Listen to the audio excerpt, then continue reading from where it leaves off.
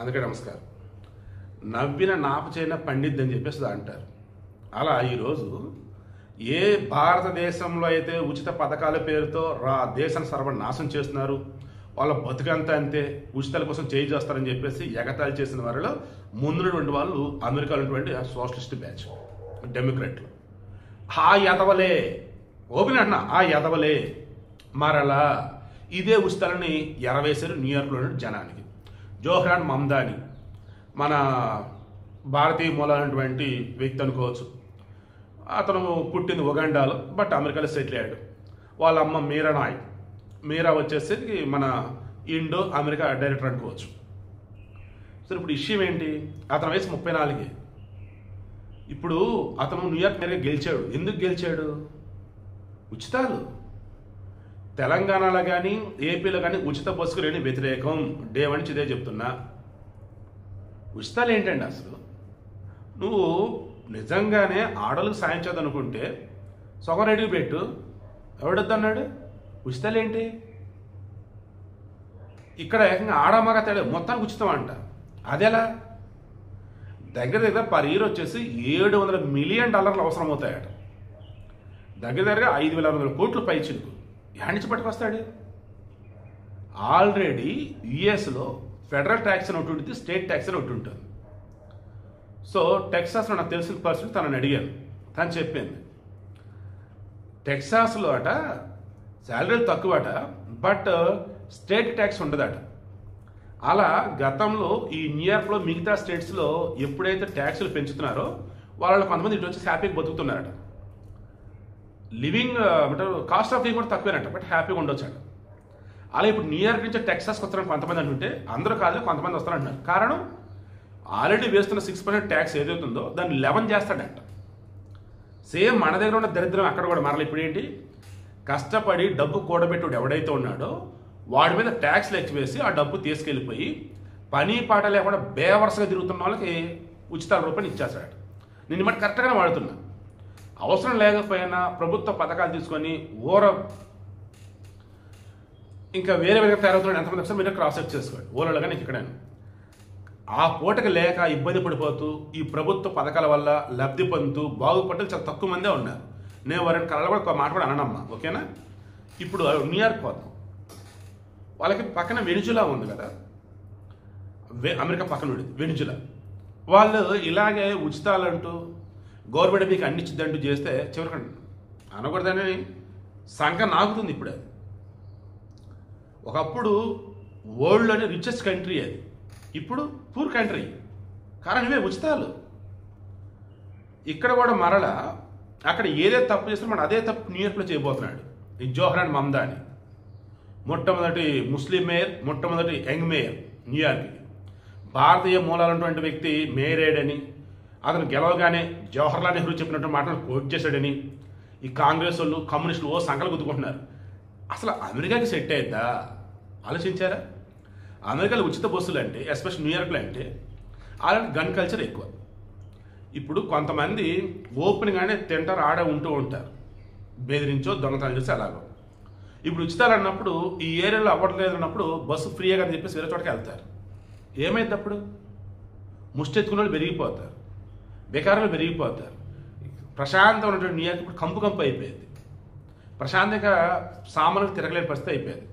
New York వరల్డ్లోని population wise కావచ్చు, డబ్బునోల wise కావచ్చు, area wise కావచ్చు, బిగ్గెస్ట్ సిటీ అది. అటువంటి సిటీ ఈరోజు వినాశానికి ఆల్మోస్ట్ దరిదాపుల్లో ఉన్నట్టే లెక్క, లేదు ఇప్పుడే మొదలైనట్టు లెక్క. అమెరికా పతనం మొదలైందండి. ట్రంప్ విషయంలో మొన్న ఆల్రెడీ చెప్పా. ఇప్పుడు న్యూయార్క్లో ఇతను ఇచ్చిన హామీలు చూసి గెలిపించడం వల్ల అది ఆల్మోస్ట్ మొదలైనట్టు. నేను మరలా చెప్తాను, రాసుకోండి. రానున్న రోజులలో మనం పుస్తకాలలో చదువుకుంటాం, ఒకప్పుడు అమెరికాని ఒక అగ్రరాజ్యం ఉండేది, అమెరికాని ఒక అగ్రరాజ్యం ఉండేది. ఇప్పుడెవరు? Bharat, China, Russia, maybe America అయితే కాదు. రాసి పెట్టుకుని కొద్ది రోజులలో ఆల్రెడీ డాలర్ డిమానిటైజేషన్ డీడాలరైజేషన్ సమయంలో డాలర్ వెళ్ళి పడుతుంది అంటే వేరే వాళ్ళు డాలర్ ఆల్టర్నేటివ్ కరెన్సీ ఆలోచిస్తున్నారు.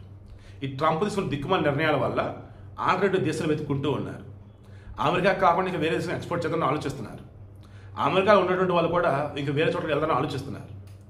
ఇటువంటి మూమెంట్లో ఉచితాలు ఏంటంటే బాబు, అసలు డబ్బు ఎవరైతే సంపాదిస్తున్నారో వాళ్ళ మీద ట్యాక్స్లు వేసి ఆ డబ్బును పట్టుకొచ్చి పేదవాళ్ళకి ఇస్తారంటే ఎవరు పేదవాళ్ళు ఆడంతా డబ్బు ఉన్నోళ్ళు ఒప్పర్లా అంటే సెల్ఫ్ సస్టైనబిలిటీ అంటారు చూసి, లైక్ ఆవేలో ఓకే ఎవరికన్నా నిలబడి బతకాలి.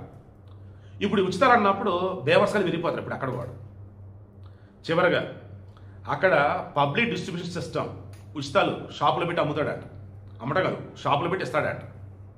కరెంటు బిల్లులు తక్కువ అంట, బస్సులను పెంచుతా అంటున్నాడు, వేగం పెంచుతా అంటున్నాడు. అంటే ఇక్కడ లాభాలు కూడా చెప్పాలి. పొల్యూషన్ తగ్గుతుంది, ఓన్ వెహికల్స్ వాడతాం ఆపేసి బస్సులో వెళ్తారు ఫ్రీయే కాబట్టి. బట్ ఎంతమంది ఫ్రీగా వెళ్తారు, ఎన్ని బస్సులు వేయాలి? దీనికి సంబంధించి రేపు బిల్లు పెట్టినప్పుడు ఆమోదించడం కష్టం నాకైతే అనిపిస్తుంది. ఒక నిర్ణయం తీసుకుంటే అయ్యేది కాదు, అక్కడ మీతో కూడా ఓకే చేయాలి. సో అంతిమంగానే మరలా చెప్తా, ఏ దేశమైనా కానీ కష్టపడేవాడికి నువ్వు సముచిత గౌరవం ఇవ్వు. కష్టపడ్డాడి దగ్గర నువ్వు డబ్బు పట్టుకెళ్ళి బేవర్స్గా తిండి తింటున్నవాడి దగ్గర వచ్చేసి నువ్వు వాడికి ఇస్తానంటే ఏ దేశం బాగుపడదు. అలా మన దేశంలో ఉచితాల వాళ్ళు ఇప్పటికీ సంకనాగుతూ ఇబ్బంది పడుతూ బోల్డ్ మంది ఉన్నారు. అదే దారిలో వాళ్ళు అంటే ఏమన్నట్టు, నేను ఎవరో గొప్పగా రాసుకుంటారా పోయారు బాబు, నాకు ఇచ్చి అనిపించింది. అరే మనం చేస్తే ఒక పనికి మళ్ళీ పని మళ్ళీ దీన్ని గొప్పగా చెప్తారేంటారా బాబు అనిపించింది. ఎవరైతే మనల్ని చూసి ఇప్పుడు ఏళ్ళు వంక పెట్టారో వాళ్ళు ఇప్పుడు మనల్ని ఫాలో అవుతున్నారు. ఇది కదా భారత్ అంటే, మీకు దండవరా నాయన, మనది చేస్తుందే పనికి మళ్ళీ పని అని మనం అంటుంటే మళ్ళీ దీన్ని ఏంది అక్కడ. అన్నిటికంటే ట్విస్ట్ చెప్పన, జార్జ్ సోరోస్ అని చెప్పేసి ఈ సోరోస్ గ్యాంగ్ ఎప్పటికప్పుడు మోడీ గురిని పడేయాలి, భారతదేశంలో విధ్వంసం క్రియేట్ చేయాలి, రాజకీయంగా ప్రకంపన రేపల హటౌట్ చేసే బ్యాచ్, టూల్ కిట్ బ్యాచ్ కూడా వీళ్ళే అంటారు, కాంగ్రెస్కి వచ్చేసి వెనకాల బ్యాకప్ వీళ్ళే అంటూ ఉంటారు. అందుకే ఇతను నిన్న జవహర్లాల్ నెహ్రూని కోట్ చేశాడు. ఎందుకు, అలెక్స్ సోరోస్ అని చెప్పేసి ఈ సోరోస్ ఫ్యామిలీ మెంబర్ ఇతని వెనక కూడా ఉన్నాడు.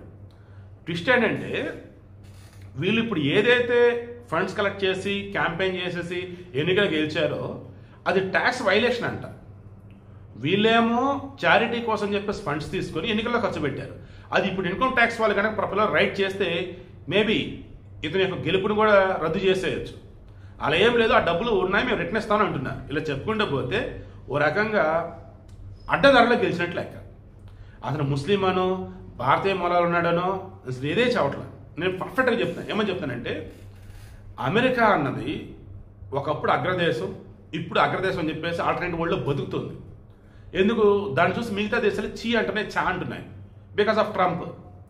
ఇప్పుడు మేమింతే దిగజారటం మొదలెట్టాము, మేము చేయి చేస్తాం అని వాళ్ళు ఓట్లేసి గెలిపించిన విధానం చూస్తే వీళ్ళు కూడా బానిసగా అయిపోయారు, వీళ్ళు కూడా మారిపోయారు అంతేనా అనిపిస్తుంది. సో వీడే ఇంటెన్షన్.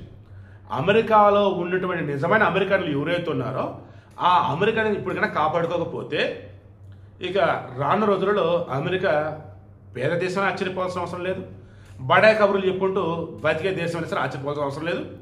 రియాలిటీ వైజ్ చూసుకుంటే మాత్రం ఒకప్పుడు అగ్రదేశం అమెరికా మాత్రం రాను రోజులు అలా అయితే కనపడదని నాకైతే అనిపిస్తూ ఉంది.